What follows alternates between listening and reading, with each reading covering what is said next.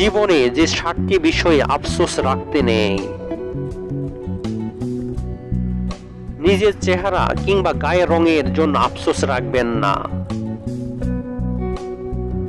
অর্থবিত্ত নিয়ে আফসোস রাখবেন না, বরং যা আছে তা নিয়ে সবসময় সন্তুষ্ট থাকবেন এবং কঠোর পরিশ্রম করে এগিয়ে যেতে চেষ্টা করবেন।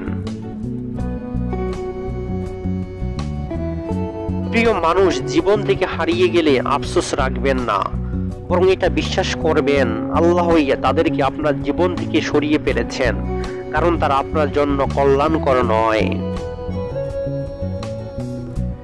নিজের অস্তিত্ব নিয়ে আফসোস রাখবেন না। যা আছেন, যেভাবে আছেন, যেমন আছেন সেভাবেই মেনে নিন। নিজের উপর আফসোস আপনাকে মানসিক কষ্ট দিবে। নিজের পরিবার নিয়ে আফসোস রাখবেন না। পরিবার যেমনই হোক কৃতজ্ঞ থাকুন, এটা ভেবে আপনি এতিম নয়, আপনার জীবন কোনো এতিমখানায় কাটেনি। মন নরম আর ইমোশনাল হয়ে থাকলে কখনোই আফসোস রাখবেন না, কারণ মন নরম হওয়াটা মুমিনের গুণাবলী।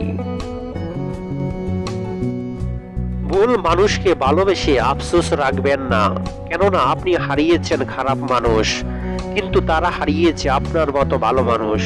বরং আল্লাহর উপর কৃতজ্ঞ থাকুন।